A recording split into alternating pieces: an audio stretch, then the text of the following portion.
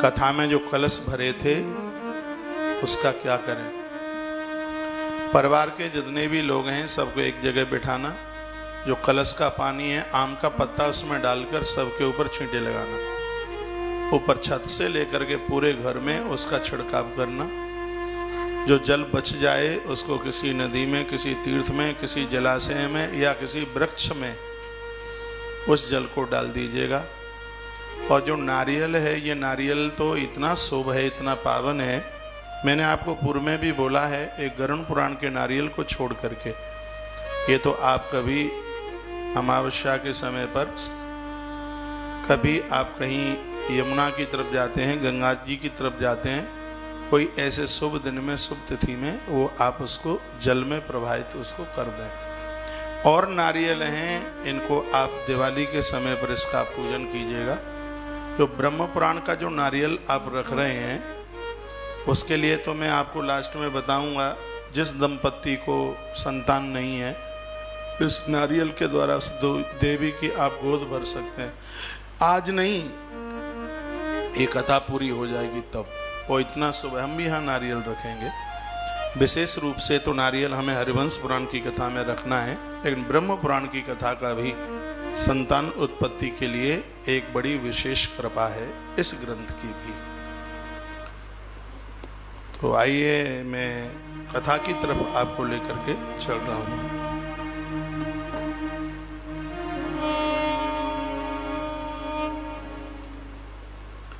बोलो बांके बिहारी लाल की जय, श्री हनुमान जी महाराज की जय, जय जय श्री राम, श्री राम, श्री राधे श्याम। काफी ये प्रश्न करके आप मुझे पूछते रहते हैं। आश्रम के साथ जुड़े हुए भक्त काफी लोग हैं जो आप आईडी पर जुड़े हुए हैं, इनका समाधान आप ही कर दिया करें। ये अकाउंट नंबर मांगते हैं, आप अकाउंट नंबर दे दिया करें। ये मोबाइल नंबर मांगते हैं, आप मोबाइल नंबर दे दिया करें।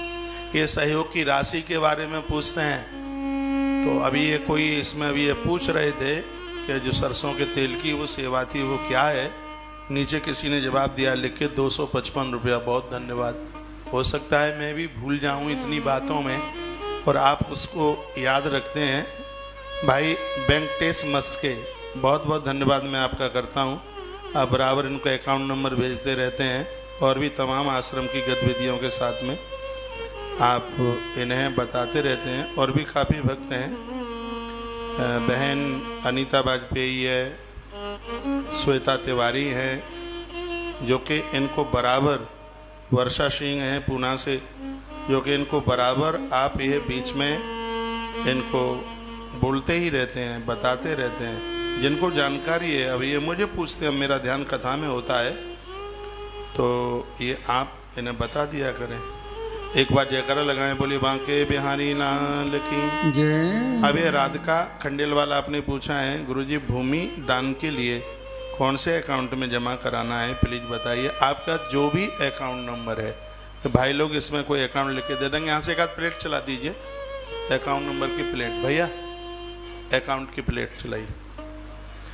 बोलिए बांके बिहारी लाल की जय, श्री हनुमान जी महाराज की जय, जय जय श्री राधे, जय जय श्री राधे, श्री राधे श्याम। अब आश्रम के लिए अभी आपने एक पोस्ट डाली है कि जो आप दान कर रहे हैं उसका जो महत्व है, इन कथाओं की वीडियो को भी आप आगे भेजते रहेंगे तो इसका भी एक बहुत बड़ा महत्व है। अभी आपने ये लिख करके भेजा है, ये पढ़ करके मुझे बहुत अच्छा लगा है, बहुत बढ़िया लगा है कि आप इन सनातन को उस प्रचार में लगे हैं जो काम मैं कर रहा हूँ, और मुझे लग रहा है कि आप उससे कम नहीं कर रहे हैं, बहुत ज़्यादा इसको आगे बढ़ाने की कोशिश में हैं आप। बहुत बहुत धन्यवाद है आप सभी भाई बहन लोगों का। अब ये नारद पुराण के कलश के लिए बार बार पूछ रहे हैं और मैंने यहाँ से बता दिया है, तो आप ही इनको जवाब देते रहें बीच में, तो मैं कथा की तरफ चलूँ। आइए, जिस ग्रंथ में हम आपको लेकर के जा रहे हैं या हम चल रहे हैं, इस ग्रंथ का नाम है ब्रह्म पुराण।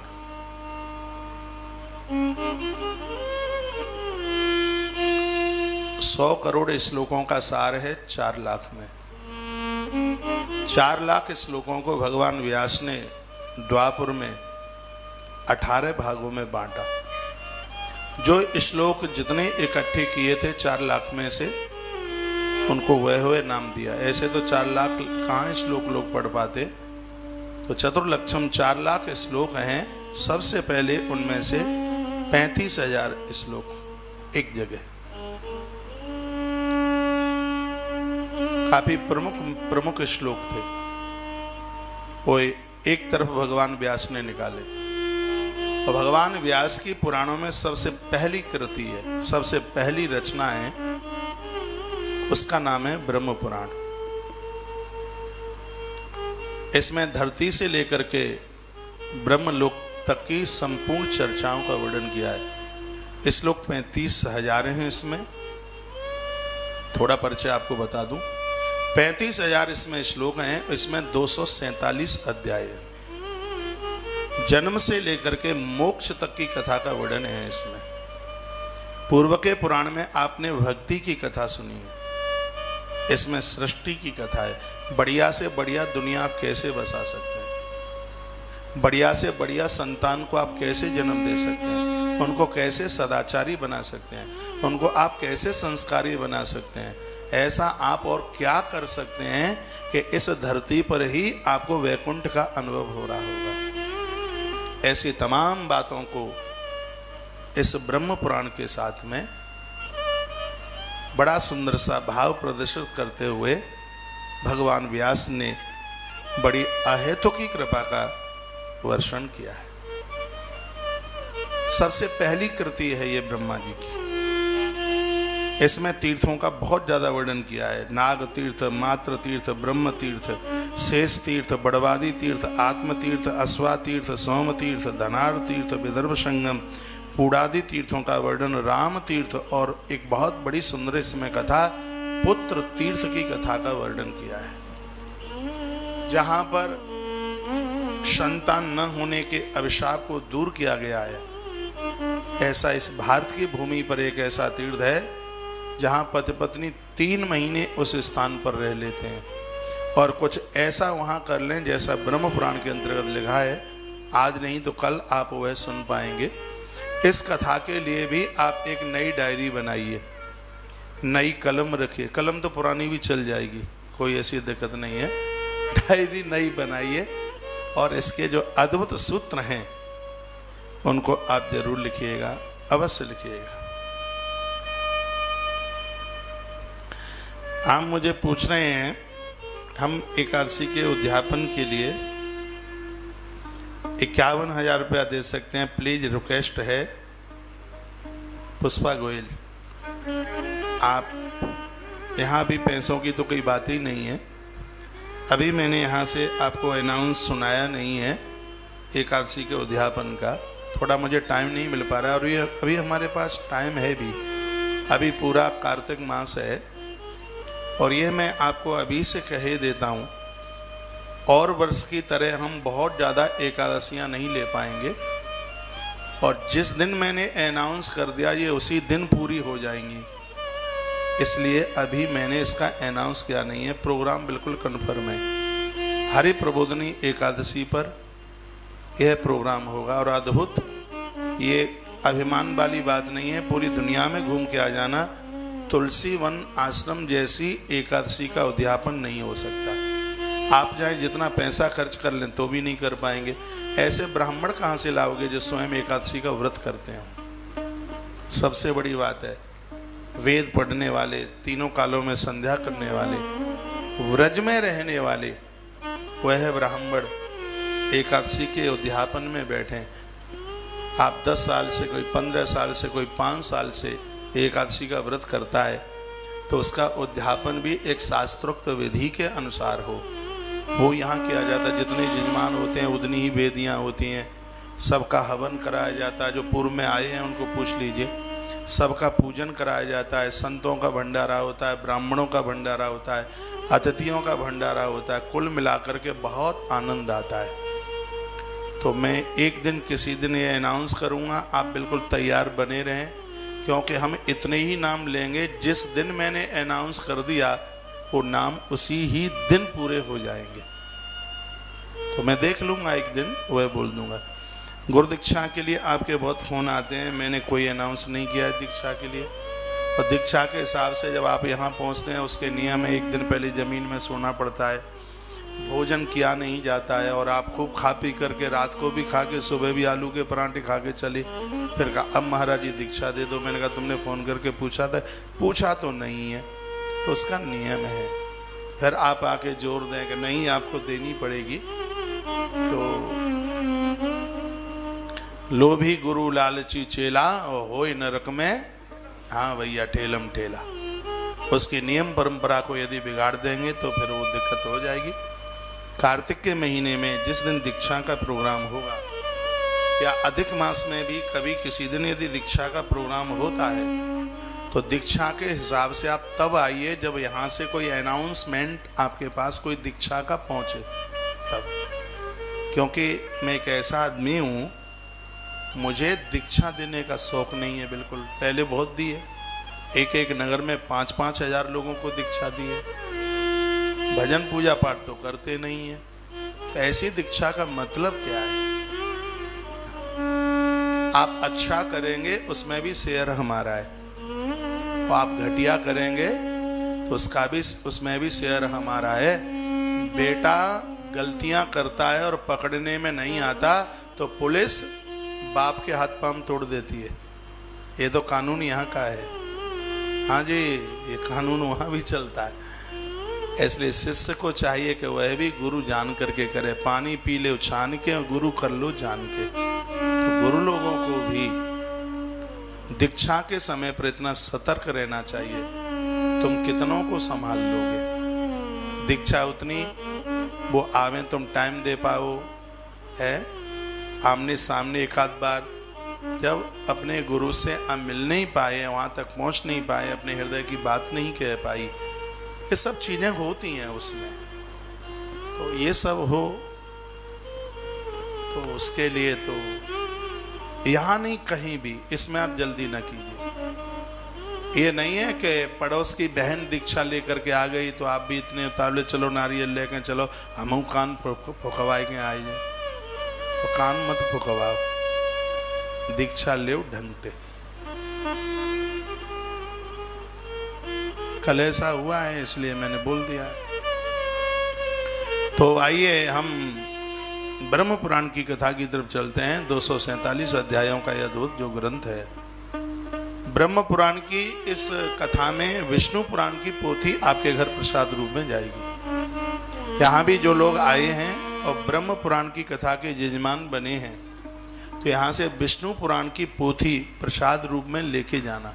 वैसे मैंने 2-3 दिन पहले अनाउंस कर दिया है, फिर एक आध बार बोले देता हूँ। जितने भी भक्त लोग आप ब्रह्म पुराण के यजमान हैं, तो इसके प्रसाद में आपको विष्णु पुराण का ग्रंथ प्राप्त हो रहा है।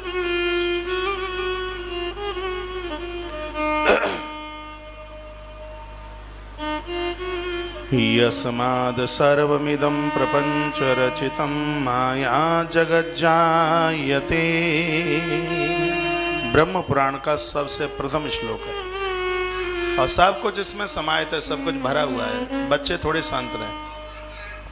यस्मात् सर्वमिदं प्रपंच रचितं माया जगज्जायते यस्मित् तिष्ठति याति चान्त समये कल्पानुकल्पे पुनः। यस्मित् तिष्ठति याति चान्त समये कल्पानुकल्पे पुनः। यं ध्यात्वा मुनयः प्रपञ्चरहितं विन्दति मोक्षं ध्रुवं तं वन्दे पुरुषोत्तमाख्यममलं नित्यं विभुनिश्चलम्। जिनके द्वारा ये विस्तृत पूरा ये संसार दिखाई दे रहा है, यह उन्हीं की देन है, जो इतनी बड़ी दुनिया बनाने के बाद भी स्वयं में प्रपंच रहित है। ओम किसे कहते हैं? ओम का अर्थ क्या है? ओम आ उ मा और अर्धचंदाकार। ओम को हिंदी में ओम है, संस्कृत में, वेद भाषा में, देव भाषा में ओम का हिंदी अर्थ होता है प्रपंच रहित। ओम में तीनों देवताएं, संपूर्ण शक्ति विराजित है। तो वह देव हैं, वो शक्ति है, वो प्रपंच रहित है। जैसे आपके यहाँ पर अहंकार है, काम है, क्रोध है, लोभ है, मोह है, मद है, मत्सर है, लेकिन ईश्वर के यहाँ ऐसा नहीं है। उसके यहाँ मोह नहीं है, उसके यहाँ लोभ नहीं है। दुनिया को सब इतना देता है, उसके अंदर लोभ होता तो कैसे दे देता। उसके अंदर मोह भी नहीं है। छोड़ने में आपको कष्ट होता है, उसको छोड़ने में कोई कष्ट नहीं होता। कैसे द्वारका छोड़ के चला गया, कैसे अयोध्या छोड़ के चला गया, उसको तो कोई परवाह ही नहीं हुई है। उसको बनाने में देर नहीं लगती, उसको बिखेरने में भी बिल्कुल देर नहीं लगती। तो ओम का अर्थ है जो प्रपंच रहित है। हम मंत्र के आगे ओम लगाकर जप करते हैं, इसका मतलब है कि संसार में हम रहेंगे, लेकिन संसार में हम डूबेंगे नहीं। संसार में ऐसे रहेंगे जैसे जल में नाव रहती है। नाव में पानी आ जाएगा तो नौका डूब जाएगी। हम संसार में रहेंगे, लेकिन संसार की कोई भी वस्तु, संसार की कोई भी वासना हमारे हृदय में ना बैठे। संसार में रहकर संसार की कोई भी वस्तु हमारे हृदय में आके न बैठ पाए, उसी को ओम कहते हैं। ब्रह्म पुराण यहाँ से आरंभ हो रहा है। अब जिस ग्रंथ को आप सुनने को बैठे हैं, थोड़ी उसकी रूपरेखा तो पता चल जाए कि ये क्या है, ये क्या चीज है, हम सुनने को क्या जा रहे हैं। तो ब्रह्म पुराण का मतलब है तुम्हारे हृदय सत्ता में भगवती कृपा आके विराजित हो जाए। और भगवान तो तब आके बैठेगा जब अंदर अंधकार न हो, क्योंकि प्रकाश आएगा तो अंधकार तो रहेगा नहीं। जहां राम तहीं काम नहीं, जहां काम नहीं राम। जहां काम है वहां राम कैसे आके बैठेगा। तो इस श्लोक में निवेदन किया है कि ऐसा ईश्वर जिसका तुम आह्वान करते हो, तो वह आपके हृदय में आके बैठ जाता है। ओम यानी जो प्रपंच रहित है, जिसके पास प्रपंचता नहीं है। इसका अर्थ है आप वस्तुओं से उसको प्रसन्न नहीं कर सकते। आप अपनी दीनता के साथ प्रसन्न करोगे, आप अपनी सरलता के साथ प्रसन्न करोगे, आप अपनी विनम्रता के साथ उसको प्रसन्न करोगे। आप ये नहीं प्रसन्न कर सकते हैं आप उसको के मखमली गद्दा बिछा करके उसको सुला दें और दुनिया के अपराध हम करें, तो वो कभी प्रसन्न नहीं हो सकता। उसको कुछ भी नहीं चाहिए, किसी का कुछ भी नहीं चाहिए। वो प्रपंच रहित है। दुर्योधन के 56 भोग उसको जरूरत नहीं है, वो तो विदुरानी के छिलकों के ऊपर राजी होता है। संसार की किसी वस्तु से जिसको लोभाया नहीं जा सकता, ऐसा सिद्धांत जो ग्रंथ प्रकट करता है, उसी को ब्रह्म पुराण कहते हैं।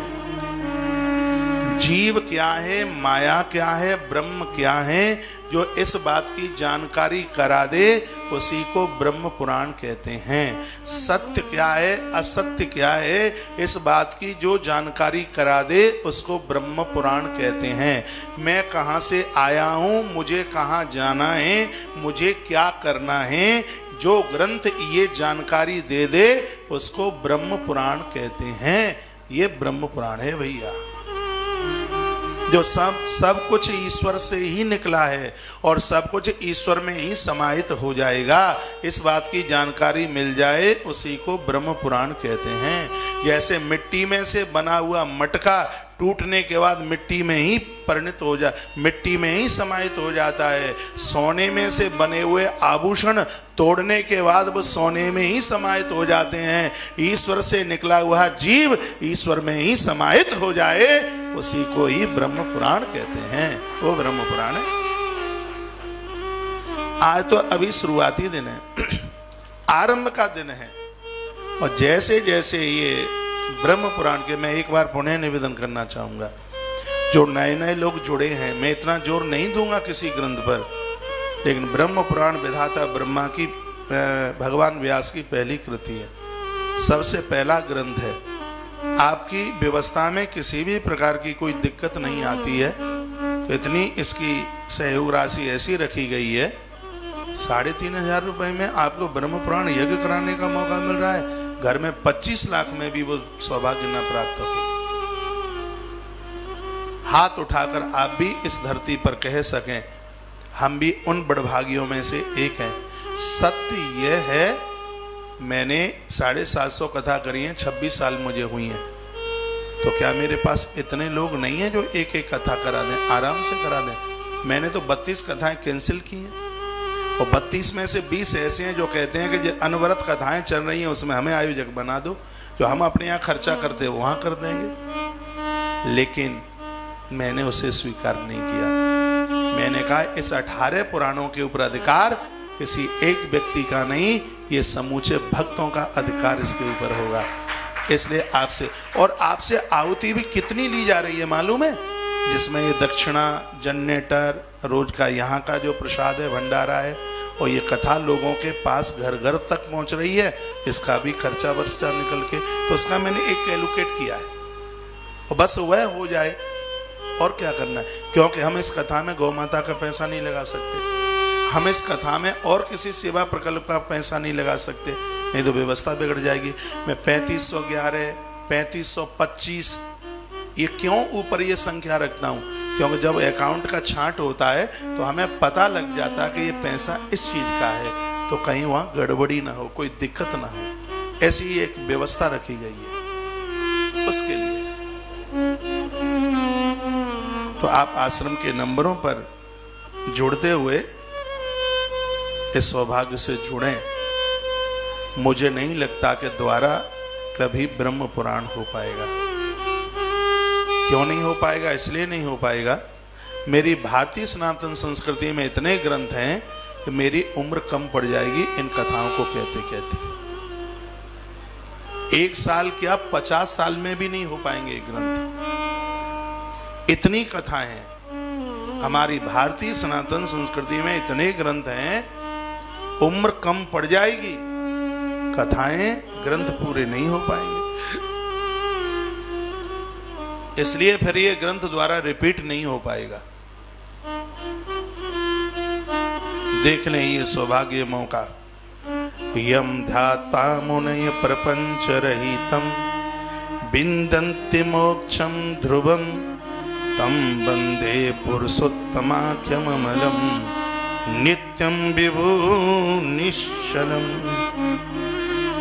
ब्रह्म पुराण वहां से आरंभ होता है। ऐसा ब्रह्म जो प्रपंच रहित है, ऐसा ब्रह्म जो ब्रह्मा को बनाता है, ऐसा ब्रह्म जो विष्णु को बनाता है, और ऐसा ब्रह्म जो रुद्र को बनाता है, इन तीनों का भी जो निर्माण करने वाला है, इसमें उस ब्रह्म की कथा का वर्णन किया है।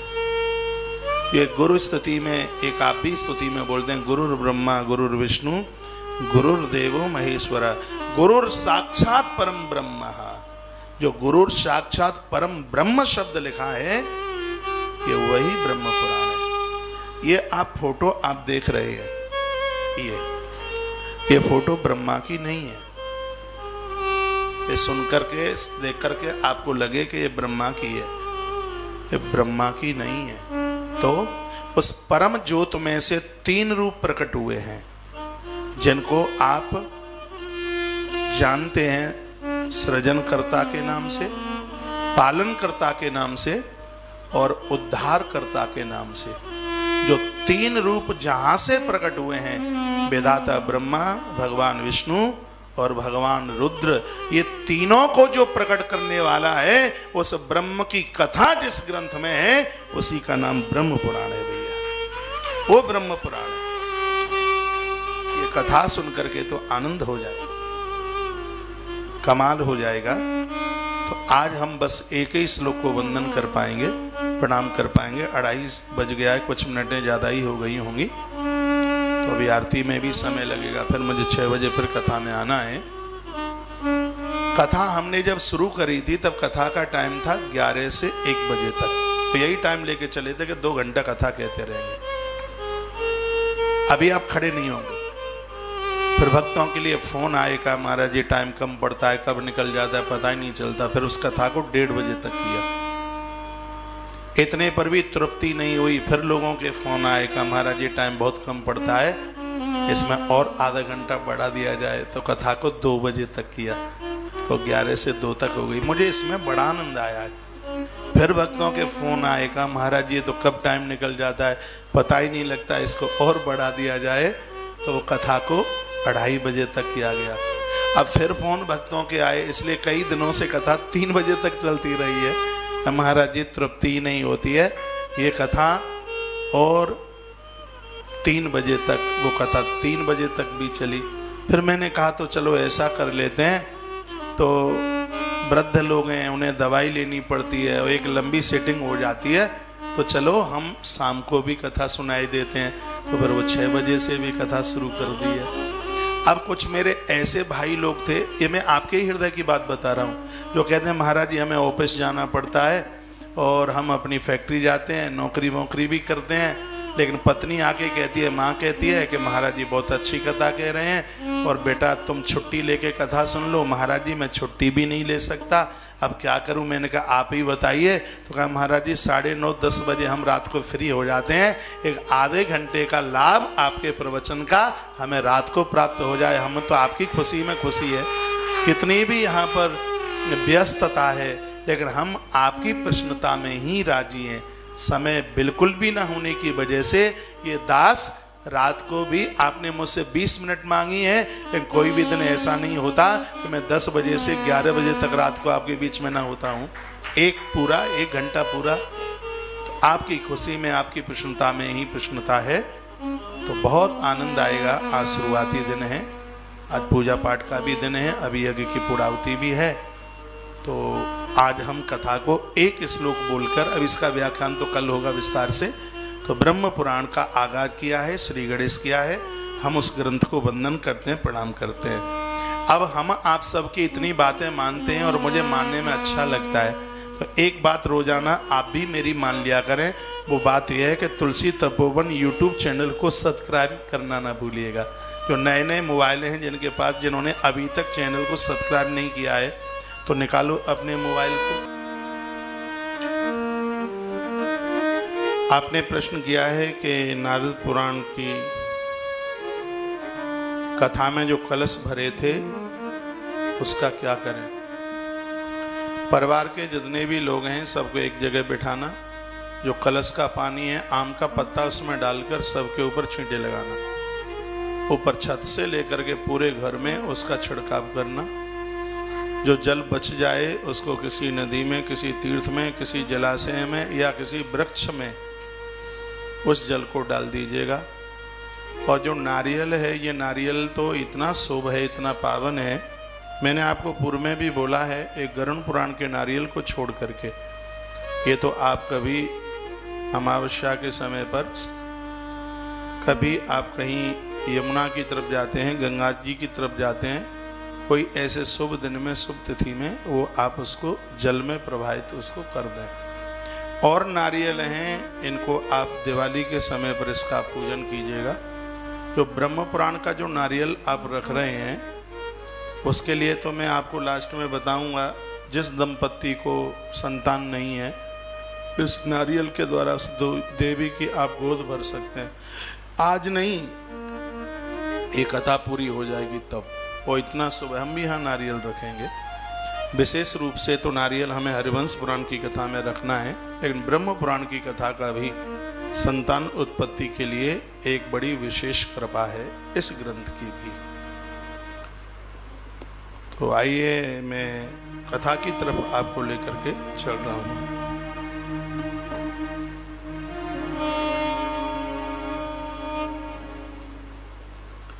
बोलो बांके बिहारी लाल की जय, श्री हनुमान जी महाराज की जय, जय जय श्री राम, श्री राम, श्री राधे श्याम। काफी ये प्रश्न करके आप मुझे पूछते रहते हैं। आश्रम के साथ जुड़े हुए भक्त काफी लोग हैं जो आप आईडी पर जुड़े हुए हैं, इनका समाधान आप ही कर दिया करें। ये अकाउंट नंबर मांगते हैं, आप अकाउंट नंबर दे दिया करें। ये मोबाइल नंबर मांगते हैं, आप मोबाइल नंबर दे दिया करें। ये सहयोग की राशि के बारे में पूछते हैं, तो अभी ये कोई इसमें अभी ये पूछ रहे थे कि जो सरसों के तेल की वो सेवा थी वो क्या है। नीचे किसी ने जवाब दिया लिख के 255 रुपया, बहुत धन्यवाद। हो सकता है मैं भी भूल जाऊं इतनी बातों में और आप उसको याद रखते हैं। भाई वेंकटेश मस्के, बहुत बहुत धन्यवाद मैं आपका करता हूं। आप बराबर इनको अकाउंट नंबर भेजते रहते हैं और भी तमाम आश्रम की गतिविधियों के साथ में आप इन्हें बताते रहते हैं। और भी काफ़ी भक्त हैं, बहन अनीता वाजपेयी है, श्वेता तिवारी है, जो कि इनको बराबर, वर्षा सिंह हैं पूना से, जो कि इनको बराबर आप ये बीच में इनको बोलते ही रहते हैं, बताते रहते हैं, जिनको जानकारी है। अब ये मुझे पूछते हैं, मेरा ध्यान कथा में होता है, तो ये आप इन्हें बता दिया करें। एक बार जयकारा लगाएं, बोली बांके बिहारी लाल की जय। अब ये राधिका खंडेल वाला आपने पूछा है, गुरुजी भूमि दान के लिए कौन से अकाउंट में जमा कराना है, प्लीज बताइए। आपका जो भी अकाउंट नंबर है, तो भाई लोग इसमें कोई अकाउंट लिख के दे देंगे। यहाँ से एक आध प्लेट चला दीजिए, अकाउंट नंबर की प्लेट, भैया अकाउंट की प्लेट चलाइए। बोलिए बांके बिहारी लाल की जय। श्री हनुमान जी महाराज की जय। जय जय श्री राधे जय जय श्री राधे श्री राधे। अब आश्रम के लिए अभी आपने एक पोस्ट डाली है कि जो आप दान कर रहे हैं उसका जो महत्व है, इन कथाओं की वीडियो को भी आप आगे भेजते रहेंगे तो इसका भी एक बहुत बड़ा महत्व है। अभी आपने ये लिख करके भेजा है, ये पढ़ करके मुझे बहुत अच्छा लगा है, बहुत बढ़िया लगा है कि आप इन सनातन को उस प्रचार में लगे हैं जो काम मैं कर रहा हूँ, और मुझे लग रहा है कि आप उससे कम नहीं कर रहे हैं, बहुत ज़्यादा इसको आगे बढ़ाने की कोशिश में हैं आप। बहुत बहुत धन्यवाद है आप सभी भाई बहन लोगों का। अब ये नारद पुराण के कलश के लिए बार बार पूछ रहे हैं और मैंने यहाँ से बता दिया है, तो आप ही इनको जवाब देते रहें बीच में, तो मैं कथा की तरफ चलूँ। आइए, जिस ग्रंथ में हम आपको लेकर के जा रहे हैं या हम चल रहे हैं, इस ग्रंथ का नाम है ब्रह्म पुराण।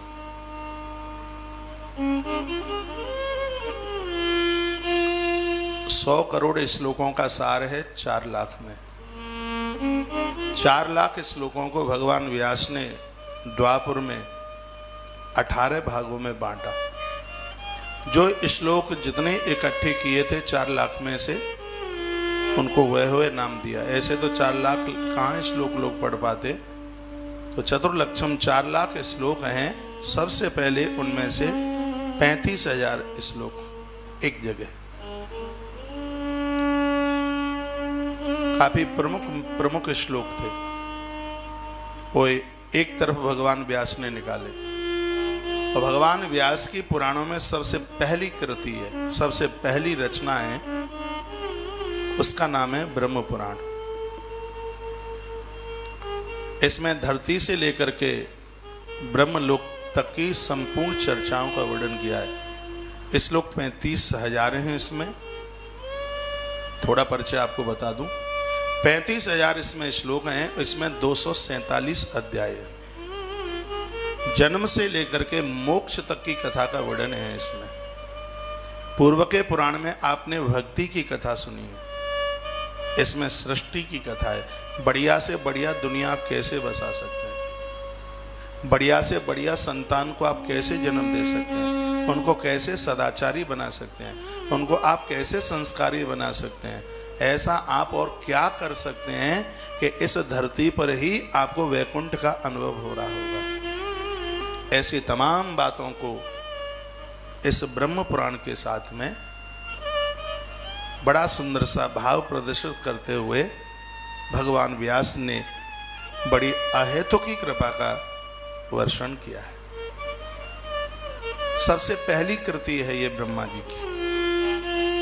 इसमें तीर्थों का बहुत ज्यादा वर्णन किया है। नाग तीर्थ, मात्र तीर्थ, ब्रह्म तीर्थ, शेष तीर्थ, बड़वादी तीर्थ, आत्म तीर्थ, अश्वा तीर्थ, सोम तीर्थ, धनार तीर्थ, विदर्भ संगम, पूड़ादि तीर्थों का वर्णन, राम तीर्थ, और एक बहुत बड़ी सुंदर इसमें कथा पुत्र तीर्थ की कथा का वर्णन किया है, जहां पर संतान न होने के अभिशाप को दूर किया गया है।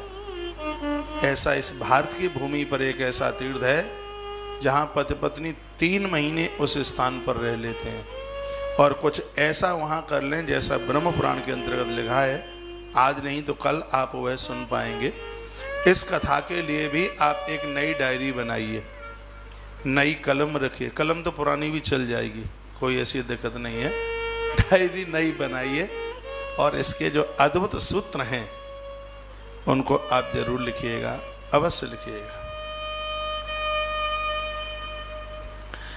आप मुझे पूछ रहे हैं, हम एकादशी के उद्यापन के लिए 51,000 रुपया दे सकते हैं। प्लीज रिक्वेस्ट है पुष्पा गोयल, आप यहाँ भी पैसों की तो कोई बात ही नहीं है।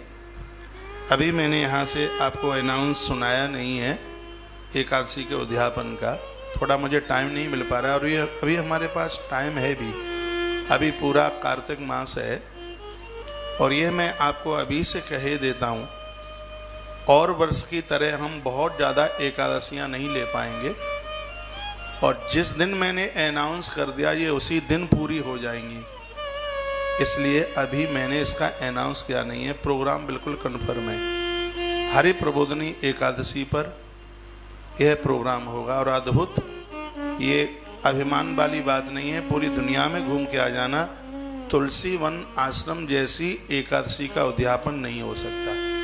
आप चाहे जितना पैसा खर्च कर लें तो भी नहीं कर पाएंगे। ऐसे ब्राह्मण कहाँ से लाओगे जो स्वयं एकादशी का व्रत करते हैं। सबसे बड़ी बात है, वेद पढ़ने वाले, तीनों कालों में संध्या करने वाले, व्रज में रहने वाले, वह ब्राह्मण एकादशी के उद्यापन में बैठे। आप 10 साल से, कोई 15 साल से, कोई 5 साल से एकादशी का व्रत करता है तो उसका उद्यापन भी एक शास्त्रोक्त विधि के अनुसार हो, वो यहाँ किया जाता है। जितने यजमान होते हैं उतनी ही वेदियाँ होती हैं, सबका हवन कराया जाता है, जो पूर्व में आए हैं उनको पूछ लीजिए, सबका पूजन कराया जाता है, संतों का भंडारा होता है, ब्राह्मणों का भंडारा होता है, अतिथियों का भंडारा होता है, कुल मिलाकर के बहुत आनंद आता है। तो मैं एक दिन किसी दिन ये अनाउंस करूँगा, आप बिल्कुल तैयार बने रहें, क्योंकि हम इतने ही नाम लेंगे, जिस दिन मैंने अनाउंस कर दिया वो नाम उसी ही दिन पूरे हो जाएंगे। तो मैं देख लूँगा एक दिन, वह बोल दूँगा। गुरु दीक्षा के लिए आपके बहुत फ़ोन आते हैं, मैंने कोई अनाउंस नहीं किया है दीक्षा के लिए, और दीक्षा के हिसाब से जब आप यहाँ पहुँचते हैं उसके नियम है, एक दिन पहले ज़मीन में सोना पड़ता है, भोजन किया नहीं जाता है, और आप खूब खा पी करके रात को भी खा के सुबह भी आलू के पराठे खा के चले। फिर कहा अब महाराज जी दीक्षा दे दो। मैंने कहा तुमने फ़ोन करके पूछा था? पूछा तो नहीं है, तो उसका नियम है। फिर आप आके जोर दें कि नहीं आपको देनी पड़ेगी, तो लोभी गुरु लालची चेला और होय नरक में, हाँ भैया ठेलम ठेला। उसकी नियम परंपरा को यदि बिगाड़ देंगे तो फिर वो दिक्कत हो जाएगी। कार्तिक के महीने में जिस दिन दीक्षा का प्रोग्राम होगा, या अधिक मास में भी कभी किसी दिन यदि दीक्षा का प्रोग्राम होता है, तो दीक्षा के हिसाब से आप तब आइए जब यहाँ से कोई अनाउंसमेंट आपके पास कोई दीक्षा का पहुँचे तब। क्योंकि मैं एक ऐसा आदमी हूँ, मुझे दीक्षा देने का शौक नहीं है बिल्कुल। पहले बहुत दिए, एक एक नगर में 5-5 हजार लोगों को दीक्षा दी है। भजन पूजा पाठ तो करते नहीं है, तो ऐसी दीक्षा का मतलब क्या है? आप अच्छा करेंगे उसमें भी शेयर हमारा है, और आप घटिया करेंगे तो उसका भी, उसमें भी शेयर हमारा है। बेटा गलतियां करता है और पकड़ने में नहीं आता तो पुलिस बाप के हाथ पांव तोड़ देती है। ये तो कानून यहाँ का है। हाँ जी, ये कानून वहाँ भी चलता है। इसलिए शिष्य को चाहिए कि वह भी गुरु जान करके करे। पानी पी ले छान के और गुरु कर लो जान के। तो गुरु लोगों को भी दीक्षा के समय पर इतना सतर्क रहना चाहिए। तुम कितनों को संभाल लोगे? दीक्षा उतनी वो आवे तुम टाइम दे पाओ है। आमने सामने एक आध बार जब अपने गुरु से आप मिल नहीं पाए, वहाँ तक पहुँच नहीं पाए, अपने हृदय की बात नहीं कह पाई, ये सब चीज़ें होती हैं उसमें। तो ये सब हो तो उसके लिए तो यहाँ नहीं कहीं भी, इसमें आप जल्दी न कीजिए। ये नहीं है कि पड़ोस की बहन दीक्षा लेकर के आ गई तो आप भी इतने उतावले चलो नारियल लेकर चलो हम कान फुकवाए के आए जाए। तो कान मत फुकवाओ, दीक्षा ले ढंगते। कल ऐसा हुआ है इसलिए मैंने बोल दिया। तो आइए हम ब्रह्म पुराण की कथा की तरफ चलते हैं। 247 अध्यायों का यह अद्भुत जो ग्रंथ है ब्रह्म पुराण की, इस कथा में विष्णु पुराण की पोथी आपके घर प्रसाद रूप में जाएगी। यहाँ भी जो लोग आए हैं और ब्रह्म पुराण की कथा के यजमान बने हैं, तो यहाँ से विष्णु पुराण की पोथी प्रसाद रूप में लेके जाना। वैसे मैंने 2-3 दिन पहले अनाउंस कर दिया है, फिर एक आध बार बोले देता हूं। जितने भी भक्त लोग आप ब्रह्म पुराण के यजमान हैं, तो इसके प्रसाद में आपको विष्णु पुराण का ग्रंथ प्राप्त हो रहा है।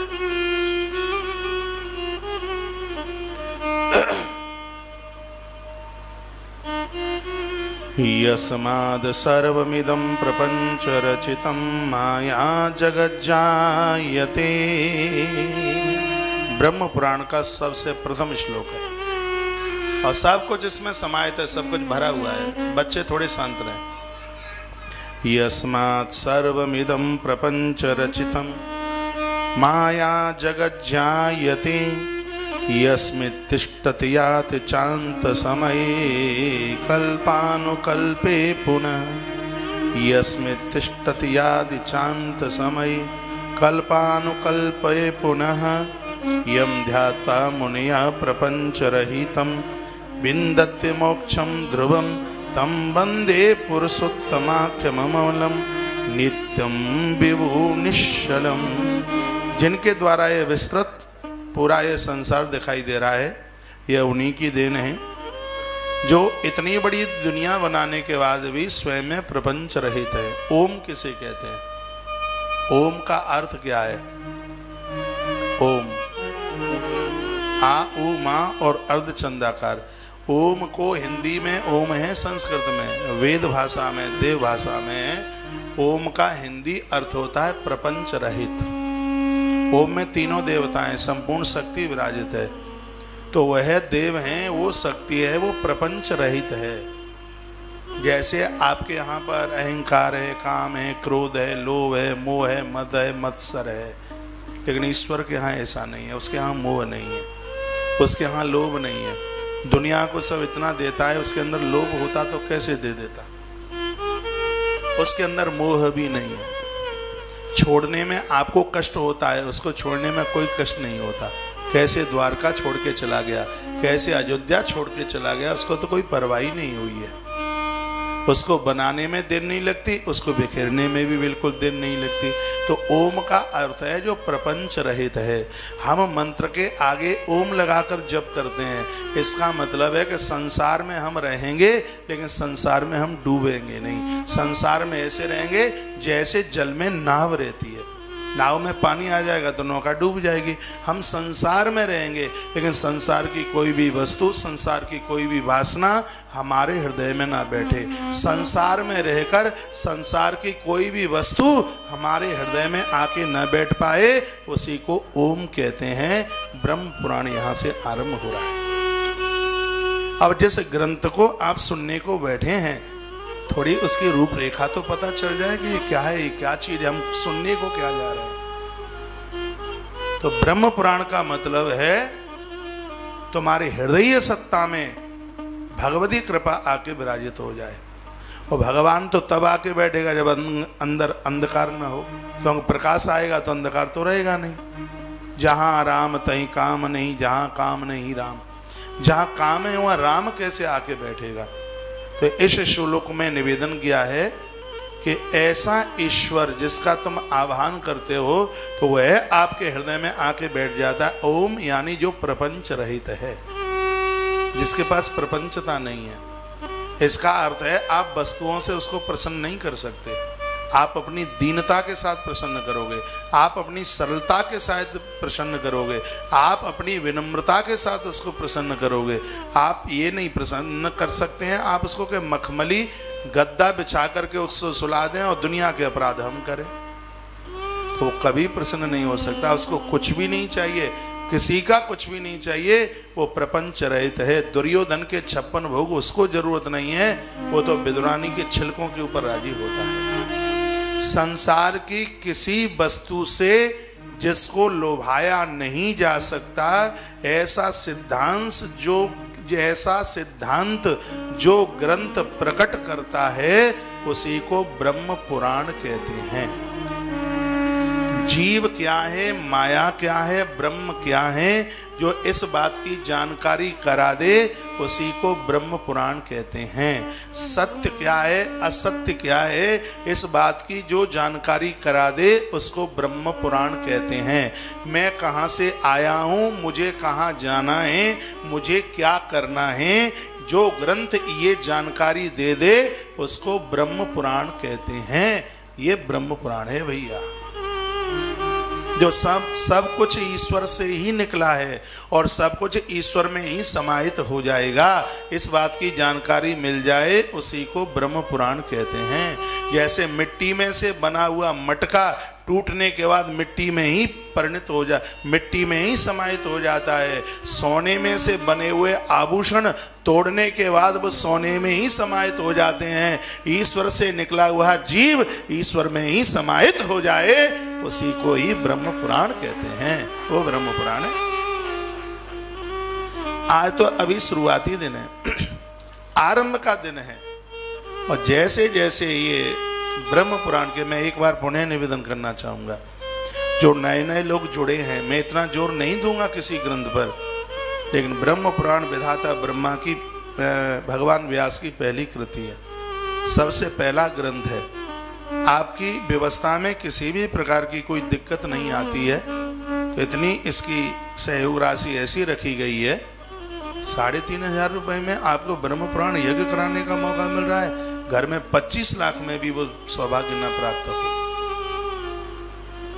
हाथ उठाकर आप भी इस धरती पर कह सकें हम भी उन बड़भागियों में से एक हैं। सत्य यह है, मैंने 750 कथा करी हैं, 26 साल मुझे हुई हैं, तो क्या मेरे पास इतने लोग नहीं हैं जो एक एक कथा करा दें? आराम से करा दें। मैंने तो 32 कथाएं कैंसिल की हैं, और 32 में से 20 ऐसे हैं जो कहते हैं कि जो अनवरत कथाएं चल रही हैं उसमें हमें आयोजक बना दो, जो हम अपने यहाँ खर्चा करते वहां कर देंगे। लेकिन मैंने उसे स्वीकार नहीं किया। मैंने कहा इस 18 पुराणों के ऊपर अधिकार किसी एक व्यक्ति का नहीं, ये समूचे भक्तों का अधिकार इसके ऊपर होगा। इसलिए आपसे, और आपसे आहुति भी कितनी ली जा रही है मालूम है? जिसमें ये दक्षिणा, जनरेटर, रोज का यहाँ का जो प्रसाद है, भंडारा है, और ये कथा लोगों के पास घर घर तक पहुँच रही है, इसका भी खर्चा वर्चा निकल के, तो उसका मैंने एक एलोकेट किया है, और बस वह हो जाए।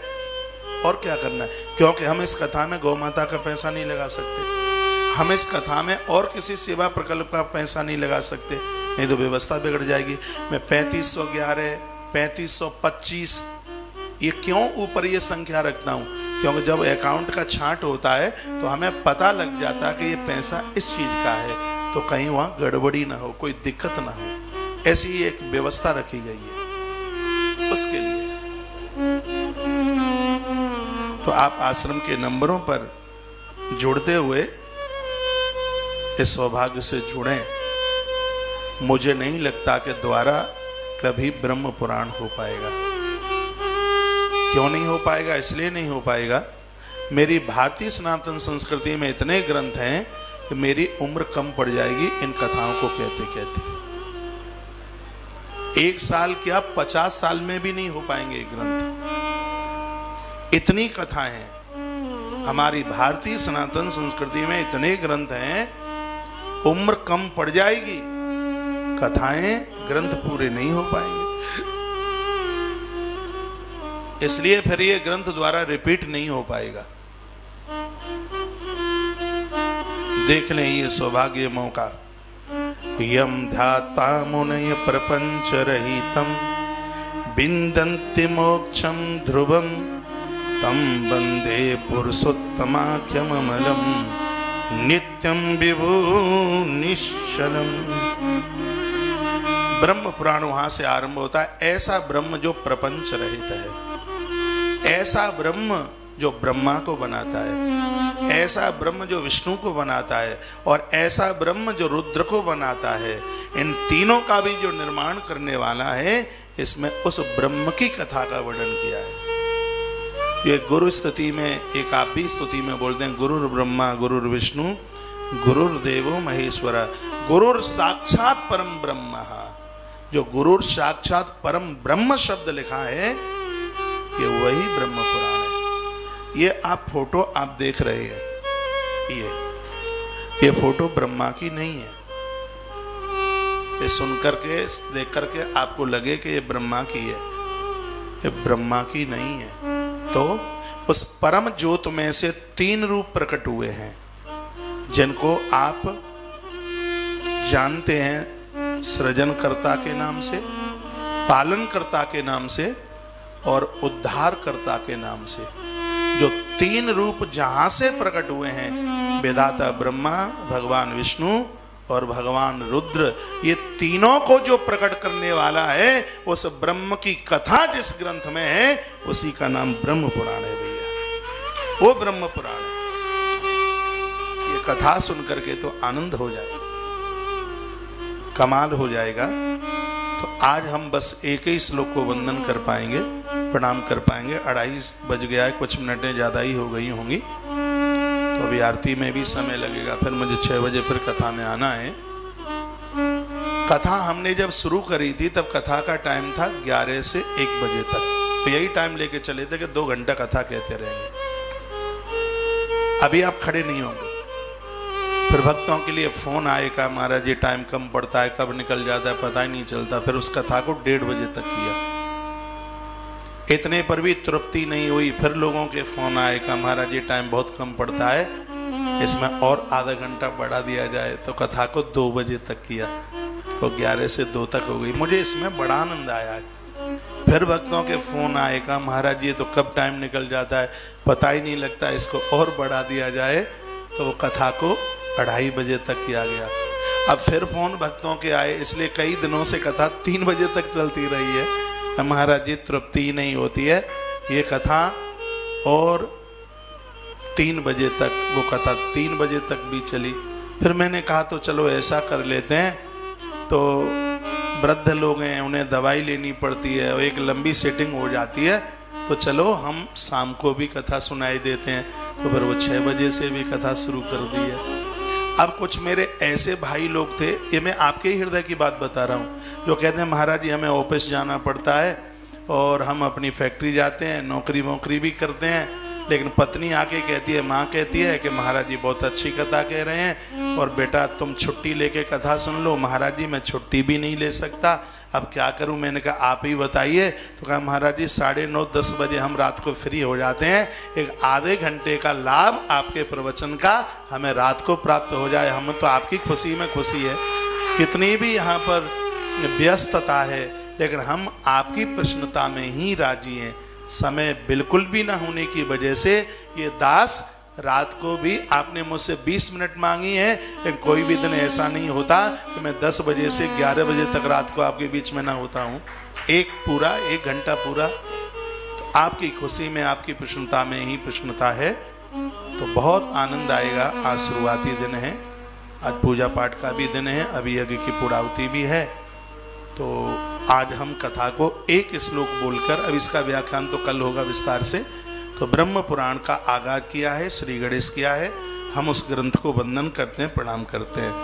अब हम आप सबकी इतनी बातें मानते हैं और मुझे मानने में अच्छा लगता है, तो एक बात रोजाना आप भी मेरी मान लिया करें। वो बात यह है कि तुलसी तपोवन यूट्यूब चैनल को सब्सक्राइब करना ना भूलिएगा। जो नए नए मोबाइल हैं जिनके पास, जिन्होंने अभी तक चैनल को सब्सक्राइब नहीं किया है, तो निकालो अपने मोबाइल को। आपने प्रश्न किया है कि नारद पुराण की कथा में जो कलश भरे थे उसका क्या करें। परिवार के जितने भी लोग हैं सबको एक जगह बिठाना, जो कलश का पानी है आम का पत्ता उसमें डालकर सबके ऊपर छींटे लगाना, ऊपर छत से लेकर के पूरे घर में उसका छिड़काव करना। जो जल बच जाए उसको किसी नदी में, किसी तीर्थ में, किसी जलाशय में या किसी वृक्ष में उस जल को डाल दीजिएगा। और जो नारियल है, ये नारियल तो इतना शुभ है, इतना पावन है, मैंने आपको पूर्व में भी बोला है, एक गरुड़ पुराण के नारियल को छोड़ करके, ये तो आप कभी अमावस्या के समय पर, कभी आप कहीं यमुना की तरफ जाते हैं, गंगा जी की तरफ जाते हैं, कोई ऐसे शुभ दिन में, शुभ तिथि में, वो आप उसको जल में प्रवाहित उसको कर दें। और नारियल हैं, इनको आप दिवाली के समय पर इसका पूजन कीजिएगा। जो ब्रह्म पुराण का जो नारियल आप रख रहे हैं, उसके लिए तो मैं आपको लास्ट में बताऊंगा। जिस दंपत्ति को संतान नहीं है, इस नारियल के द्वारा उस देवी की आप गोद भर सकते हैं। आज नहीं, ये कथा पूरी हो जाएगी तब। वो इतना शुभ, हम भी यहाँ नारियल रखेंगे। विशेष रूप से तो नारियल हमें हरिवंश पुराण की कथा में रखना है, लेकिन ब्रह्म पुराण की कथा का भी संतान उत्पत्ति के लिए एक बड़ी विशेष कृपा है इस ग्रंथ की भी। तो आइए मैं कथा की तरफ आपको लेकर के चल रहा हूं।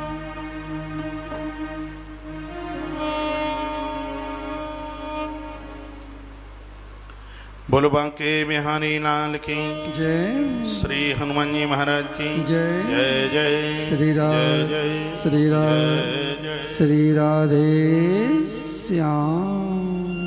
काफी ये प्रश्न करके आप मुझे पूछते रहते हैं। आश्रम के साथ जुड़े हुए भक्त काफी लोग हैं जो आप आईडी पर जुड़े हुए हैं। इनका समाधान आप ही कर दिया करें। ये अकाउंट नंबर मांगते हैं, आप अकाउंट नंबर दे दिया करें। ये मोबाइल नंबर मांगते हैं, आप मोबाइल नंबर दे दिया करें।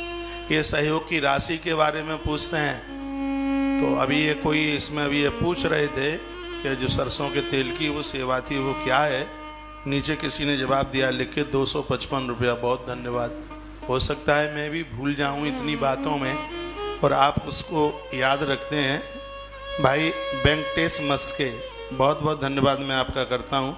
आप बराबर इनको अकाउंट नंबर भेजते रहते हैं, और भी तमाम आश्रम की गतिविधियों के साथ में आप इन्हें बताते रहते हैं। और भी काफ़ी भक्त हैं।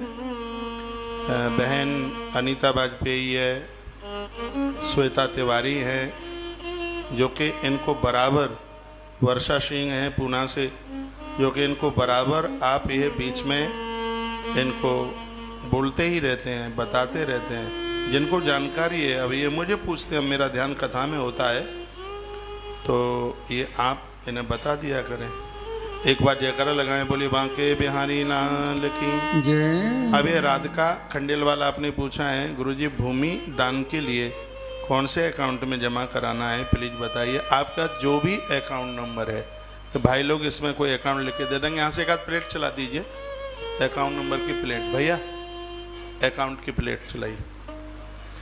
बोलिए बांके बिहारी लाल की जय। श्री हनुमान जी महाराज की जय। जय जय श्री राधे जय जय श्री राधे श्री राधे अब श्याम। आश्रम के लिए अभी आपने एक पोस्ट डाली है कि जो आप दान कर रहे हैं उसका जो महत्व है, इन कथाओं की वीडियो को भी आप आगे भेजते रहेंगे तो इसका भी एक बहुत बड़ा महत्व है। अभी आपने ये लिख करके भेजा है, ये पढ़ करके मुझे बहुत अच्छा लगा है, बहुत बढ़िया लगा है कि आप इन सनातन को उस प्रचार में लगे हैं जो काम मैं कर रहा हूँ, और मुझे लग रहा है कि आप उससे कम नहीं कर रहे हैं। बहुत ज़्यादा इसको आगे बढ़ाने की कोशिश में हैं आप। बहुत बहुत धन्यवाद है आप सभी भाई बहन लोगों का। अब ये नारद पुराण के कलश के लिए बार बार पूछ रहे हैं, और मैंने यहाँ से बता दिया है, तो आप ही इनको जवाब देते रहें बीच में, तो मैं कथा की तरफ चलूँ। आइए, जिस ग्रंथ में हम आपको लेकर के जा रहे हैं या हम चल रहे हैं, इस ग्रंथ का नाम है ब्रह्म पुराण।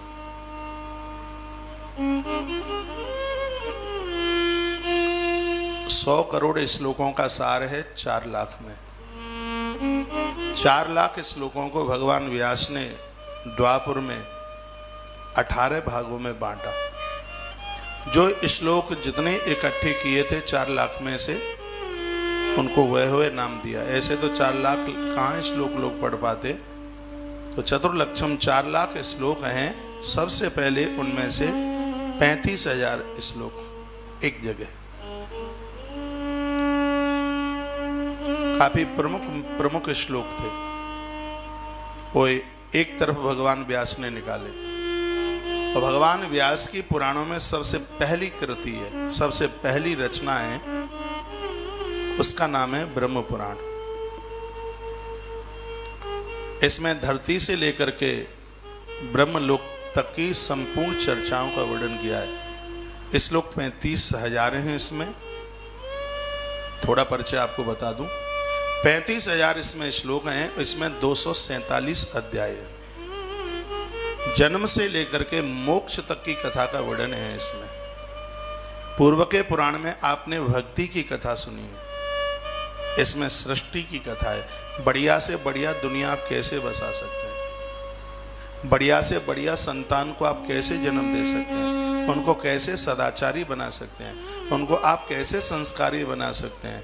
ऐसा आप और क्या कर सकते हैं कि इस धरती पर ही आपको वैकुंठ का अनुभव हो रहा होगा। ऐसी तमाम बातों को इस ब्रह्म पुराण के साथ में बड़ा सुंदर सा भाव प्रदर्शित करते हुए भगवान व्यास ने बड़ी अहेतुकी कृपा का वर्णन किया है। सबसे पहली कृति है ये ब्रह्मा जी की। इसमें तीर्थों का बहुत ज्यादा वर्णन किया है। नाग तीर्थ, मात्र तीर्थ, ब्रह्म तीर्थ, शेष तीर्थ, बड़वादी तीर्थ, आत्म तीर्थ, अश्वा तीर्थ, सोम तीर्थ, धनार तीर्थ, विदर्भ संगम, पूड़ादि तीर्थों का वर्णन, राम तीर्थ और एक बहुत बड़ी सुंदर इसमें कथा पुत्र तीर्थ की कथा का वर्णन किया है, जहां पर संतान न होने के अभिशाप को दूर किया गया है। ऐसा इस भारत की भूमि पर एक ऐसा तीर्थ है जहां पति पत्नी 3 महीने उस स्थान पर रह लेते हैं और कुछ ऐसा वहां कर लें जैसा ब्रह्म पुराण के अंतर्गत लिखा है। आज नहीं तो कल आप वह सुन पाएंगे। इस कथा के लिए भी आप एक नई डायरी बनाइए, नई कलम रखिए। कलम तो पुरानी भी चल जाएगी, कोई ऐसी दिक्कत नहीं है। डायरी नई बनाइए और इसके जो अद्भुत सूत्र हैं उनको आप जरूर लिखिएगा, अवश्य लिखिएगा। आप मुझे पूछ रहे हैं हम एकादशी के उद्यापन के लिए 51,000 रुपया दे सकते हैं। प्लीज रिक्वेस्ट है पुष्पा गोयल, आप यहाँ भी पैसों की तो कोई बात ही नहीं है।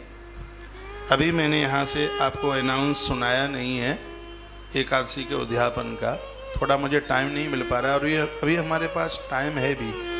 अभी पूरा कार्तिक मास है और ये मैं आपको अभी से कहे देता हूँ, और वर्ष की तरह हम बहुत ज़्यादा एकादशियाँ नहीं ले पाएंगे और जिस दिन मैंने अनाउंस कर दिया ये उसी दिन पूरी हो जाएंगी, इसलिए अभी मैंने इसका अनाउंस किया नहीं है। प्रोग्राम बिल्कुल कन्फर्म है। हरि प्रबोधनी एकादशी पर यह प्रोग्राम होगा और अद्भुत, ये अभिमान वाली बात नहीं है। पूरी दुनिया में घूम के आ जाना, तुलसी वन आश्रम जैसी एकादशी का उद्यापन नहीं हो सकता।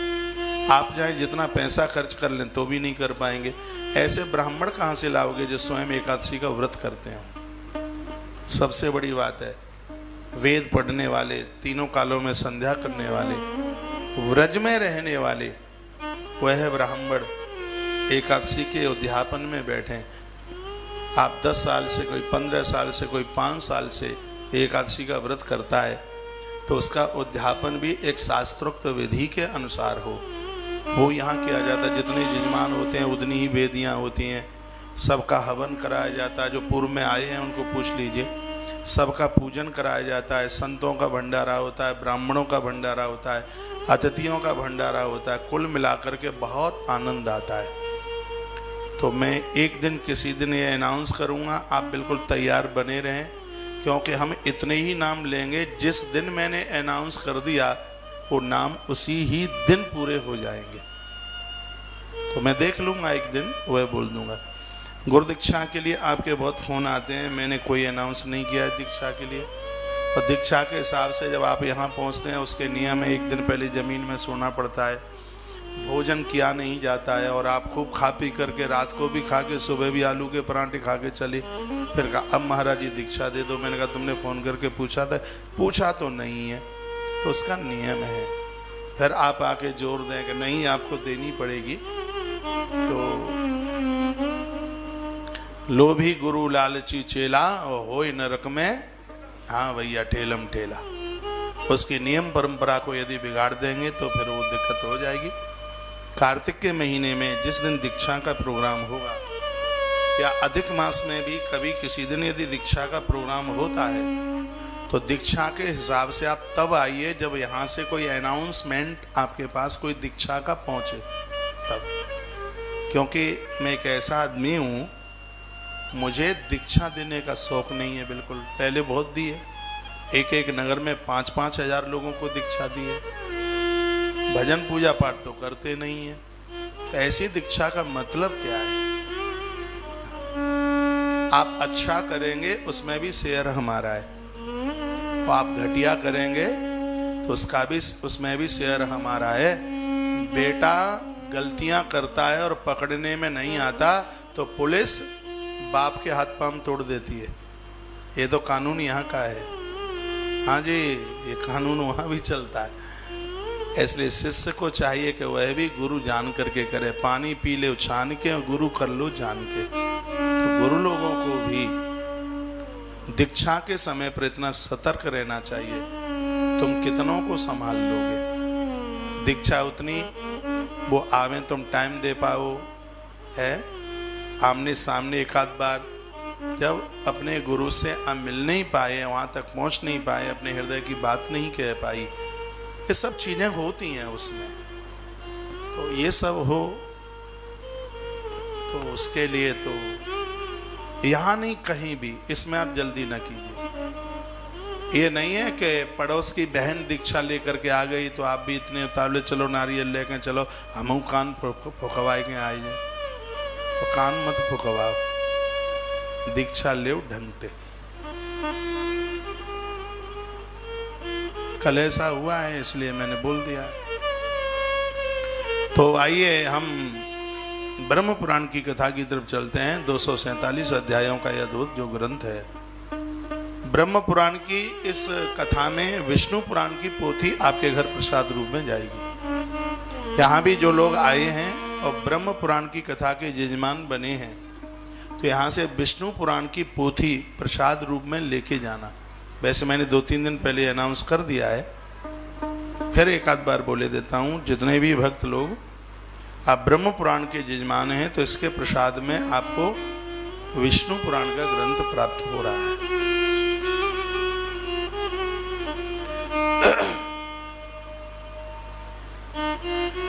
यस्माद् सर्वमिदं प्रपंच रचितं माया जगज्जायते। ब्रह्म पुराण का सबसे प्रथम श्लोक है और सब कुछ इसमें समाहित है, सब कुछ भरा हुआ है। बच्चे थोड़े शांत रहें। यस्मात् सर्वमिदं प्रपंच रचितं माया जगज्जायते यस्मित् तिष्ठति याति चान्त समये कल्पानुकल्पे पुनः। यस्मित् तिष्ठति याति चान्त समये कल्पानुकल्पे पुनः। यं ध्यात्वा मुनयः प्रपंचरहितं विन्दति मोक्षं ध्रुवं तं वन्दे पुरुषोत्तमाख्यममलं नित्यं विभुनिश्चलम्। जिनके द्वारा ये विस्तृत पूरा ये संसार दिखाई दे रहा है, यह उन्हीं की देन है जो इतनी बड़ी दुनिया बनाने के बाद भी स्वयं में प्रपंच रहित है। ओम किसे कहते हैं? ओम का अर्थ क्या है? ओम आ उ मा और अर्धचंदाकार। ओम को हिंदी में ओम है, संस्कृत में, वेद भाषा में, देव भाषा में ओम का हिंदी अर्थ होता है प्रपंच रहित। ओम में तीनों देवताएं, संपूर्ण शक्ति विराजित है।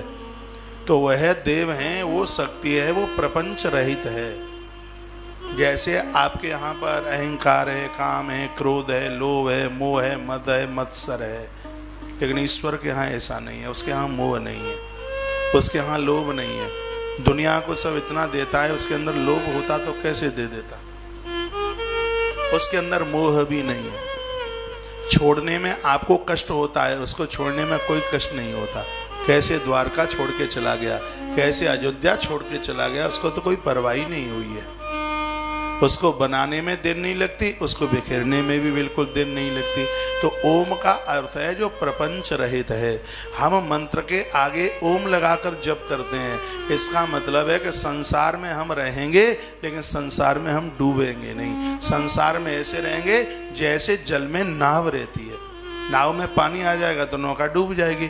हम संसार में रहेंगे, लेकिन संसार की कोई भी वस्तु, संसार की कोई भी वासना हमारे हृदय में ना बैठे। संसार में रहकर संसार की कोई भी वस्तु हमारे हृदय में आके न बैठ पाए, उसी को ओम कहते हैं। ब्रह्म पुराण यहाँ से आरंभ हो रहा है। अब जिस ग्रंथ को आप सुनने को बैठे हैं, थोड़ी उसकी रूपरेखा तो पता चल जाए कि ये क्या है, ये क्या चीज है, हम सुनने को क्या जा रहे हैं। तो ब्रह्म पुराण का मतलब है तुम्हारे हृदय सत्ता में भगवती कृपा आके विराजित हो जाए। और भगवान तो तब आके बैठेगा जब अंदर अंधकार न हो, क्योंकि प्रकाश आएगा तो अंधकार तो रहेगा नहीं। जहां राम तहीं काम नहीं, जहां काम नहीं राम। जहां काम है वहां राम कैसे आके बैठेगा। तो इस श्लोक में निवेदन किया है कि ऐसा ईश्वर जिसका तुम आह्वान करते हो तो वह आपके हृदय में आके बैठ जाता है। ओम यानी जो प्रपंच रहित है, जिसके पास प्रपंचता नहीं है। इसका अर्थ है आप वस्तुओं से उसको प्रसन्न नहीं कर सकते। आप अपनी दीनता के साथ प्रसन्न करोगे, आप अपनी सरलता के साथ प्रसन्न करोगे, आप अपनी विनम्रता के साथ उसको प्रसन्न करोगे। आप ये नहीं प्रसन्न कर सकते हैं आप उसको के मखमली गद्दा बिछा करके उसको सुला दें और दुनिया के अपराध हम करें, तो कभी प्रसन्न नहीं हो सकता। उसको कुछ भी नहीं चाहिए, किसी का कुछ भी नहीं चाहिए, वो प्रपंच रहित है। दुर्योधन के 56 भोग उसको जरूरत नहीं है, वो तो विदुरानी के छिलकों के ऊपर राजी होता है। संसार की किसी वस्तु से जिसको लोभाया नहीं जा सकता, ऐसा सिद्धांत जो ग्रंथ प्रकट करता है उसी को ब्रह्म पुराण कहते हैं। जीव क्या है, माया क्या है, ब्रह्म क्या है, जो इस बात की जानकारी करा दे उसी को ब्रह्म पुराण कहते हैं। सत्य क्या है, असत्य क्या है, इस बात की जो जानकारी करा दे उसको ब्रह्म पुराण कहते हैं।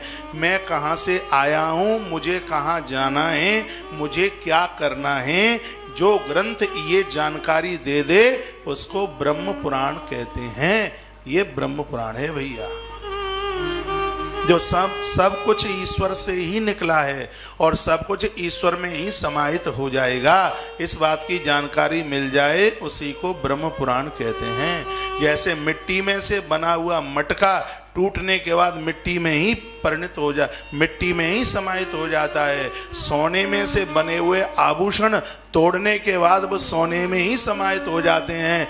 ईश्वर से निकला हुआ जीव ईश्वर में ही समाहित हो जाए उसी को ही ब्रह्म पुराण कहते हैं। वो ब्रह्म पुराण है।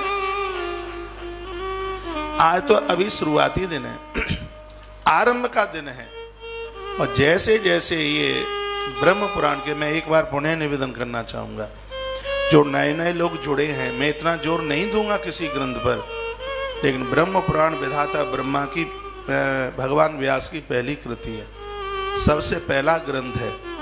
आपकी व्यवस्था में किसी भी प्रकार की कोई दिक्कत नहीं आती है, तो इतनी इसकी सहयोग राशि ऐसी रखी गई है, 3,500 रुपए में आपको ब्रह्म पुराण यज्ञ कराने का मौका मिल रहा है। घर में 25 लाख में भी वो सौभाग्य न प्राप्त हो। हाथ उठाकर आप भी इस धरती पर कह सकें हम भी उन बड़भागियों में से एक हैं।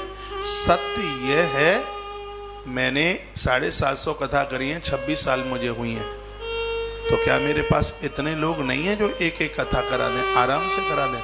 मैंने तो 32 कथाएं कैंसिल की हैं, और 32 में से 20 ऐसे हैं जो कहते हैं कि जो अनवरत कथाएं चल रही हैं उसमें हमें आयोजक बना दो, जो हम अपने यहाँ खर्चा करते वहां कर देंगे। लेकिन मैंने उसे स्वीकार नहीं किया। मैंने कहा इस 18 पुराणों के ऊपर अधिकार किसी एक व्यक्ति का नहीं, ये समूचे भक्तों का अधिकार इसके ऊपर होगा। इसलिए आपसे, और आपसे आहुति भी कितनी ली जा रही है मालूम है? जिसमें ये दक्षिणा, जनरेटर, रोज का यहाँ का जो प्रसाद है, भंडारा है, और ये कथा लोगों के पास घर घर तक पहुँच रही है, इसका भी खर्चा वर्चा निकल के, तो उसका मैंने एक एलोकेट किया है, और बस वह हो जाए। और क्या करना है? क्योंकि हम इस कथा में गौ माता का पैसा नहीं लगा सकते, हम इस कथा में और किसी सेवा प्रकल्प का पैसा नहीं लगा सकते, नहीं तो व्यवस्था बिगड़ जाएगी। मैं 3511, 3525 ये क्यों ऊपर ये संख्या रखता हूं? क्योंकि जब अकाउंट का छांट होता है तो हमें पता लग जाता कि ये पैसा इस चीज का है, तो कहीं वहां गड़बड़ी ना हो, कोई दिक्कत ना हो, ऐसी एक व्यवस्था रखी गई है उसके लिए। तो आप आश्रम के नंबरों पर जुड़ते हुए इस सौभाग्य से जुड़ें। मुझे नहीं लगता कि द्वारा कभी ब्रह्म पुराण हो पाएगा। क्यों नहीं हो पाएगा? इसलिए नहीं हो पाएगा, मेरी भारतीय सनातन संस्कृति में इतने ग्रंथ हैं कि मेरी उम्र कम पड़ जाएगी इन कथाओं को कहते कहते। 1 साल क्या 50 साल में भी नहीं हो पाएंगे ग्रंथ, इतनी कथाएं हैं। हमारी भारतीय सनातन संस्कृति में इतने ग्रंथ हैं, उम्र कम पड़ जाएगी, कथाएं ग्रंथ पूरे नहीं हो पाएंगे। इसलिए फिर ये ग्रंथ द्वारा रिपीट नहीं हो पाएगा। देख लें ये सौभाग्य मौका। यम ध्यात्वा मुनय प्रपंच रहितम बिंदन्ति मोक्षम ध्रुवम तम वंदे पुरुषोत्तमाख्यममलम नित्यम विभू निश्चलम। ब्रह्म पुराण वहां से आरंभ होता है। ऐसा ब्रह्म जो प्रपंच रहित है, ऐसा ब्रह्म जो ब्रह्मा को बनाता है, ऐसा ब्रह्म जो विष्णु को बनाता है, और ऐसा ब्रह्म जो रुद्र को बनाता है, इन तीनों का भी जो निर्माण करने वाला है, इसमें उस ब्रह्म की कथा का वर्णन किया है। ये गुरु स्तुति में, एक आप भी स्तुति में बोलते हैं, गुरुर ब्रह्मा गुरुर विष्णु गुरुर्देवो महेश्वर। गुरुर साक्षात परम ब्रह्म। जो गुरुर साक्षात परम ब्रह्म शब्द लिखा है, ये वही ब्रह्म पुराण है। ये आप फोटो आप देख रहे हैं, ये फोटो ब्रह्मा की नहीं है। ये सुन करके देख करके आपको लगे कि ये ब्रह्मा की है, ये ब्रह्मा की नहीं है। तो उस परम ज्योत में से 3 रूप प्रकट हुए हैं, जिनको आप जानते हैं सृजनकर्ता के नाम से, पालनकर्ता के नाम से, और उद्धारकर्ता के नाम से। जो 3 रूप जहां से प्रकट हुए हैं, विधाता ब्रह्मा, भगवान विष्णु और भगवान रुद्र, ये तीनों को जो प्रकट करने वाला है, उस ब्रह्म की कथा जिस ग्रंथ में है, उसी का नाम ब्रह्म पुराण है भैया। वो ब्रह्म पुराण है। ये कथा सुन करके तो आनंद हो जाएगा, कमाल हो जाएगा। तो आज हम बस एक ही श्लोक को वंदन कर पाएंगे, प्रणाम कर पाएंगे। 2:30 बज गया है, कुछ मिनटें ज्यादा ही हो गई होंगी, तो अभी आरती में भी समय लगेगा। फिर मुझे 6 बजे फिर कथा में आना है। कथा हमने जब शुरू करी थी तब कथा का टाइम था 11 से 1 बजे तक, तो यही टाइम लेके चले थे कि 2 घंटा कथा कहते रहेंगे। अभी आप खड़े नहीं होंगे, फिर भक्तों के लिए फोन आएगा, महाराज ये टाइम कम पड़ता है, कब निकल जाता है पता ही नहीं चलता। फिर उस कथा को 1:30 बजे तक किया, इतने पर भी तृप्ति नहीं हुई। फिर लोगों के फोन आएगा, महाराज ये टाइम बहुत कम पड़ता है, इसमें और आधा घंटा बढ़ा दिया जाए। तो कथा को 2 बजे तक किया, तो 11 से 2 तक हो गई। मुझे इसमें बड़ा आनंद आया। फिर भक्तों के फोन आएगा, महाराज ये तो कब टाइम निकल जाता है पता ही नहीं लगता, इसको और बढ़ा दिया जाए। तो वो कथा को 2:30 बजे तक किया गया। अब फिर फोन भक्तों के आए, इसलिए कई दिनों से कथा 3 बजे तक चलती रही है। महाराज ये तृप्ति ही नहीं होती है, ये कथा और 3 बजे तक, वो कथा 3 बजे तक भी चली। फिर मैंने कहा तो चलो ऐसा कर लेते हैं, तो वृद्ध लोग हैं, उन्हें दवाई लेनी पड़ती है और एक लंबी सेटिंग हो जाती है, तो चलो हम शाम को भी कथा सुनाई देते हैं। तो फिर वो 6 बजे से भी कथा शुरू कर दी है। अब कुछ मेरे ऐसे भाई लोग थे, ये मैं आपके ही हृदय की बात बता रहा हूँ, जो कहते हैं महाराज जी हमें ऑफिस जाना पड़ता है और हम अपनी फैक्ट्री जाते हैं, नौकरी भी करते हैं, लेकिन पत्नी आके कहती है, माँ कहती है कि महाराज जी बहुत अच्छी कथा कह रहे हैं और बेटा तुम छुट्टी लेके कथा सुन लो। महाराज जी मैं छुट्टी भी नहीं ले सकता, अब क्या करूं? मैंने कहा आप ही बताइए। तो कहा महाराज जी 9:30-10 बजे हम रात को फ्री हो जाते हैं, एक आधे घंटे का लाभ आपके प्रवचन का हमें रात को प्राप्त हो जाए, हम तो आपकी खुशी में खुशी है। कितनी भी यहाँ पर व्यस्तता है, लेकिन हम आपकी प्रसन्नता में ही राजी हैं। समय बिल्कुल भी ना होने की वजह से ये दास रात को भी आपने मुझसे 20 मिनट मांगी है, लेकिन कोई भी दिन ऐसा नहीं होता कि मैं 10 बजे से 11 बजे तक रात को आपके बीच में ना होता हूँ। एक घंटा पूरा तो आपकी खुशी में, आपकी प्रसन्नता में ही प्रसन्नता है। तो बहुत आनंद आएगा। आज शुरुआती दिन है, आज पूजा पाठ का भी दिन है, अभी यज्ञ की पूर्णाहुति भी है। तो आज हम कथा को एक श्लोक बोलकर, अब इसका व्याख्यान तो कल होगा विस्तार से। तो ब्रह्म पुराण का आगाज किया है, श्री गणेश किया है। हम उस ग्रंथ को वंदन करते हैं, प्रणाम करते हैं। अब हम आप सबकी इतनी बातें मानते हैं और मुझे मानने में अच्छा लगता है, तो एक बात रोजाना आप भी मेरी मान लिया करें। वो बात यह है कि तुलसी तपोवन यूट्यूब चैनल को सब्सक्राइब करना ना भूलिएगा। जो नए नए मोबाइल हैं जिनके पास, जिन्होंने अभी तक चैनल को सब्सक्राइब नहीं किया है, तो निकालो अपने मोबाइल को। आपने प्रश्न किया है कि नारद पुराण की कथा में जो कलश भरे थे उसका क्या करें। परिवार के जितने भी लोग हैं सबको एक जगह बिठाना, जो कलश का पानी है आम का पत्ता उसमें डालकर सबके ऊपर छींटे लगाना, ऊपर छत से लेकर के पूरे घर में उसका छिड़काव करना। जो जल बच जाए उसको किसी नदी में, किसी तीर्थ में, किसी जलाशय में या किसी वृक्ष में उस जल को डाल दीजिएगा। और जो नारियल है, ये नारियल तो इतना शुभ है, इतना पावन है। मैंने आपको पूर्व में भी बोला है, एक गरुड़ पुराण के नारियल को छोड़ करके ये तो आप कभी अमावस्या के समय पर, कभी आप कहीं यमुना की तरफ जाते हैं, गंगा जी की तरफ जाते हैं, कोई ऐसे शुभ दिन में, शुभ तिथि में, वो आप उसको जल में प्रवाहित उसको कर दें। और नारियल हैं, इनको आप दिवाली के समय पर इसका पूजन कीजिएगा। जो ब्रह्म पुराण का जो नारियल आप रख रहे हैं उसके लिए तो मैं आपको लास्ट में बताऊंगा। जिस दंपत्ति को संतान नहीं है, इस नारियल के द्वारा उस देवी की आप गोद भर सकते हैं। आज नहीं, ये कथा पूरी हो जाएगी तब। वो इतना शुभ, हम भी यहाँ नारियल रखेंगे।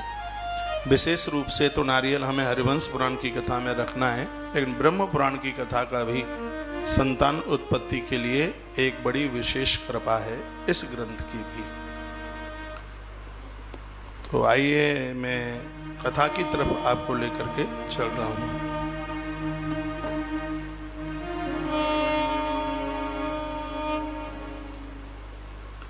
बोलो बांके बिहारी लाल की जय। श्री हनुमान जी महाराज की जय। जय जय श्री राम, श्री राम, श्री राधे श्याम।